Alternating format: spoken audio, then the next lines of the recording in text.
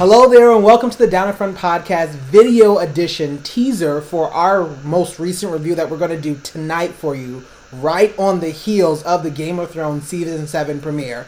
I'm your host, Warren. I'm also with Brylan. What's up, buddy? What's going on tonight? It's not bad, besides watching some great TV, so I'm really glad that that's back. So I'm pretty pumped. I have my wine. I think you're drinking a beer also? Yep, I am drinking beers, as usual. Oh, Porch Rocker's always good. I'm really excited to talk about, we're going to do like a small different recap for the Game of Thrones, this episode 1, which is called Dragonstone, I believe? Yes, okay. You got it. I'm excited to talk about your wins and things that you just loved about this. So what do you got for me? I have to say, what a way to bring back the season by just continuing Arya's Wrath of Destruction on Westeros. So she just knew that when it came to taking out the phrase, taking out just Walder Frey wasn't enough. So it was good to see that open the show.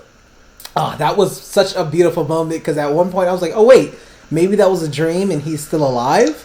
And then it flips up, he's like, no, she literally is going to kill him. And I love how she set it up, was like, they started feeling kind of bad and then they started also dying. I mean, it's something great to actually see, something goes full circle. They always saying how like women use poison or something like that. And so we also see that on this kind of things here. I was just super excited to see more of Sam, and now that he's just in the shit of everything, it feels like. And, I just love that whole thing, whatever happened in him at the Citadel, and all the things that he's necessarily learning with the books is also going to be very, very interesting. Even to the fact that the last moment that we see is him with Jorah, so that was also very, very kind of strong. Really cool. I was pretty pumped about that. Anything else you got?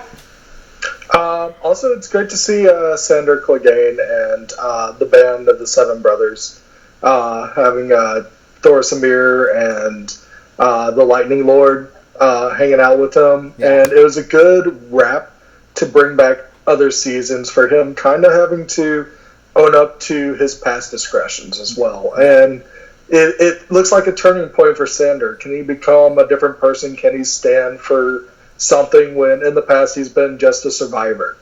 Yeah, I mean, that was a great moment, and I think a lot of times a lot of these sort of shows really rush through those moments, and I just like the fact that they kind of took their time with it. And even in that one sort of scene, we can see like the progression and how he's truly was feeling for these people that we don't quite know their identity yet, but at least he wanted them kind of better for them, so I do like that. We'll definitely finish it up with the fact that Daenerys, everything was gorgeous. Everything we've seen. And to the fact that the last lines we're going to get of it is, shall we begin? It was a beautiful scene. And at least for me, I was even surprised at the fact that, that headquarters where they were was actually Dragonstone, and that's where Stannis was, because the table and everything else looks like the same. I don't think it was actually kind of talked about, so I'm super pumped about that. And I'm just super pumped to kind of get really into this in review of Game of Thrones Season 7. I got Brylan. We're going to actually have a couple other people going to be joining us, so I'm super, super excited about that. Find more of our work. We're on Twitter. We're on Facebook. We're on Patreon. We have a bunch of different stuff. At Twitter, it's @_DIFP. That's @_Down in Front Podcast. Facebook's Facebook.com/DIF Podcast. So definitely kind of find us there. And then we have our email and also the YouTube channel that we're going to be putting this in the show notes. So we will see you soon for the full review of Game of Thrones Season 7.